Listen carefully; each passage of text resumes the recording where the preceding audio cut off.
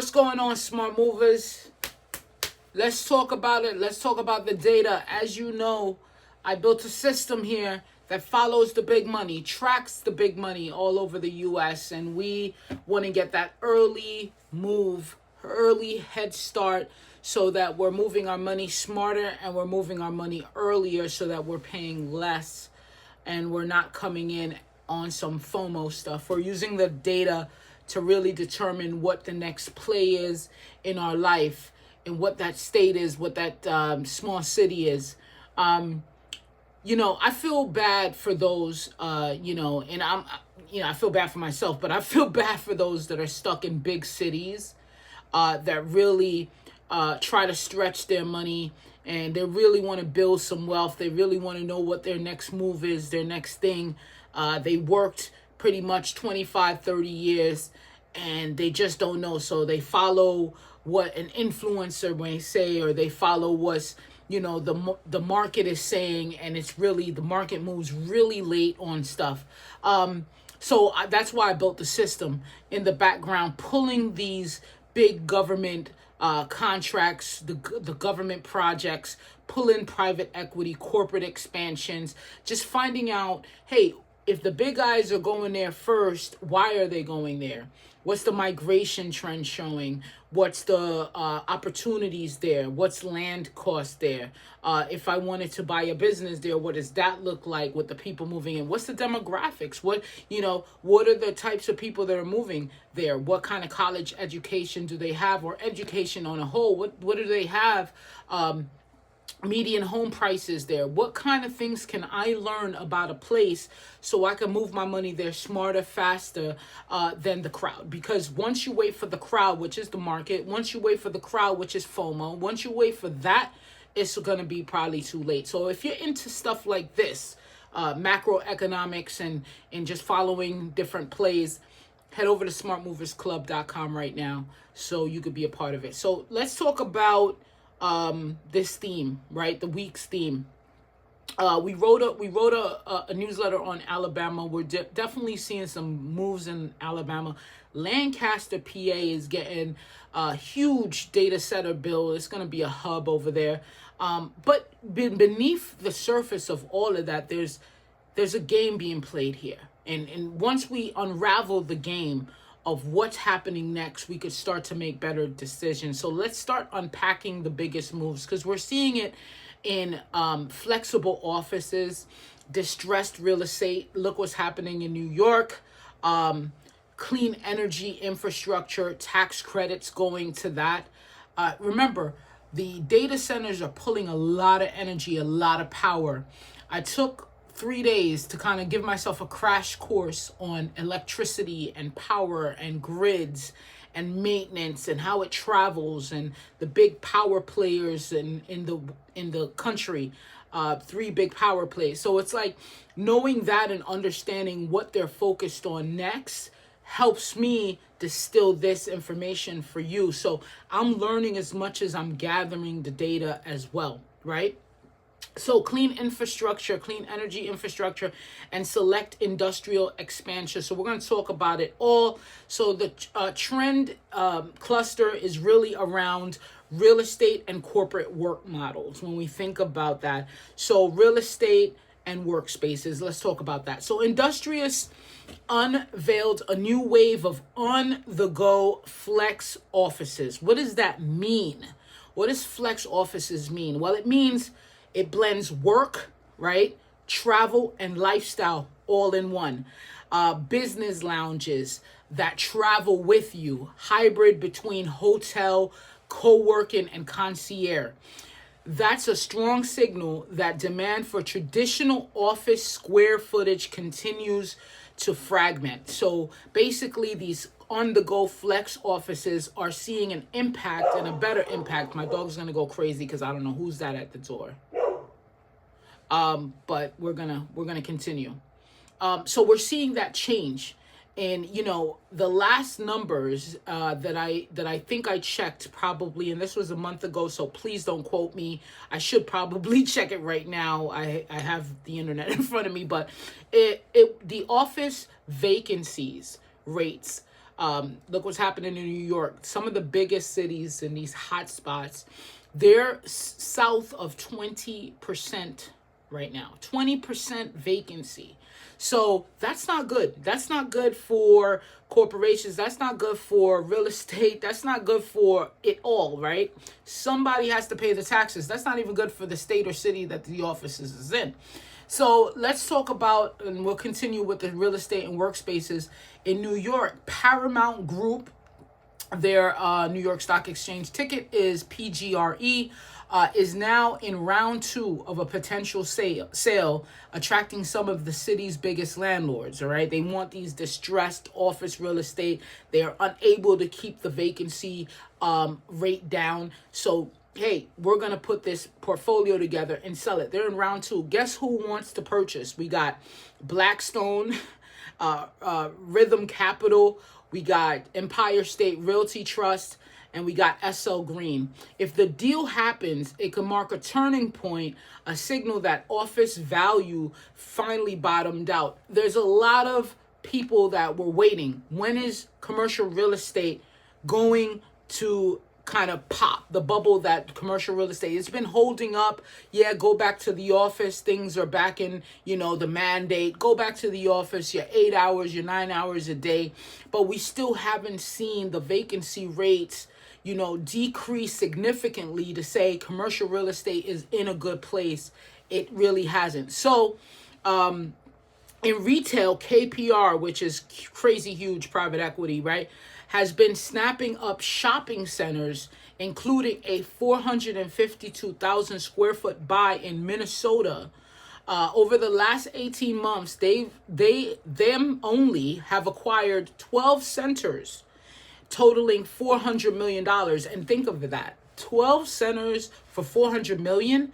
That's cheap. They're getting great prices for these shopping centers, right? You got 452,000 square foot here in play. This is a bet that necessity-based retail still has legs, but how much more legs? It's an e-commerce heavy world that we're living in right now. You see it, I see it, we know it, right? So these shopping plazas, these shopping malls, they're really dying down, but how could that be kind of transformed into the next play? We'll keep an eye on that. All right, so secondary clusters here, you got industrial and energy. In Wisconsin, Schutz Container Systems announced a $166 million investment in a new production facility in Kenosha. You remember Kenosha, okay? I don't have to remind you. 2020 Kenosha. Me personally, I'm not going nowhere near Minnesota, but great for them. But it's going to create 185 jobs over 5 years. It kind of reinforces that Wisconsin's role in logistics and manufacturing hub of that northern sector up there. Packaging, containerizing, and things like that. But again, not a smart move for smart movers, because guess what? We're trying to avoid that big city ticket price, even though it's a smaller city on a scale. However, it's still got a lot of things that I guess me personally, I don't want to deal with. Smart movers, I know they don't want to deal with. On the energy side, carbon capture remains, front and center. There's still a lot of initiatives, green initiatives, sort of ESGs going on in corporations where they're still aiming to lessen the carbon footprint of their company. It's still a huge thing. When the government steps in, there's tax credits. When the government steps in, there's an highlight tax credits as a driver for scaling deployment. So, it's still a push, basically. The green initiative didn't go anywhere, even though it's not really being hollered from the top of, these corporations anymore, but they still are taking all those tax benefits as well. Long duration policy tailwinds is happening, and they're reshaping how utilities and industrial players approach decarbonization. At the same time, the liquid heating fuels industry, what do we talk about with that? Rolled out policy principles for equitable decarbonization, signaling that even legacy fuel suppliers are looking to adapt. And the way they're looking to adapt, don't get it twisted. I love when someone tries to do something because it's good for the world and good for humanity. But it usually, that's the last portion of the why we're doing it, right? It's the emotional, that we all holding hands together. But most of the times corporations are doing it, right, to get the benefits from the tax credits, to get the benefits from these things. Yes, it's a win-win at the same time, but that's why these incentivized approaches from the government is out there. Renewables, hybrid systems, clean energy subsidies, that's happening right now. And if you're into that, it's also good to look at these credits that are available to you on a business side, on a commercial side. So let's talk about policy and risk, finance, and healthcare, okay? Flywire, NASDAQ FLYW, is facing a securities fraud lawsuit with a lead plaintiff deadline in September. For fintech investors, this is a reminder, okay? Legal and compliance risks can surface quickly, especially in growth names with international exposure. We want to, we've seen an explosion in fintech. Okay. And everybody wants in fintech because you really can, like, your ROI is there, investment purposes and 10Xing, things like that. And, it's taking off so fast, but sometimes you got to slow down because they could get a little risky when you deal with finance and international and things like that. One, more positive though, BDC Advisors added a new managing director with M&A expertise, and healthcare trials are moving into digital endpoints, a trend to watch for biotech investors in case you are biotech investors. The biotech is actually expanding its footprint across the US as well. So when you talk about data centers, when you talk about this digital infrastructure, biotech is not too far lateral from that. Okay, what's the bottom line here in today's video? Real estate is consolidating, especially when we talk about CRE. Distressed office and retail assets are drawing in big capital, but they're also going to reshape what we think about offices, flexible office, and reshape what we think about commerce in the retail market. Industrial America is still expanding. I love talking about this because the new revolution in industrial revolution looks different, but it is here happening on this soil. So that's good. Clean energy and carbon capture, we spoke about it. Tied to policy incentives. That's definitely it. Creating durable plays because, the more people are involved in that, green initiative and decarbonization and all of that, we do have a win-win at the end of the line right there. So with companies taking on that initiative, they could expand, profitable and move forward. Okay, and finally, fintech risk is real. It's happening.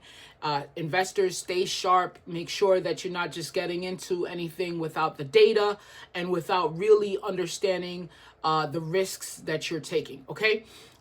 Capital, when we talk about money being moved, capex, and when we just talk about money as a whole and where it's going, because that's what we do here is follow the money.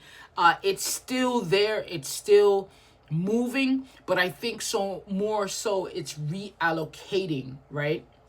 And it's probably reallocating for a bigger push, bigger play, but we'll keep track of that. But I think it's reallocating into sectors with policy support, right?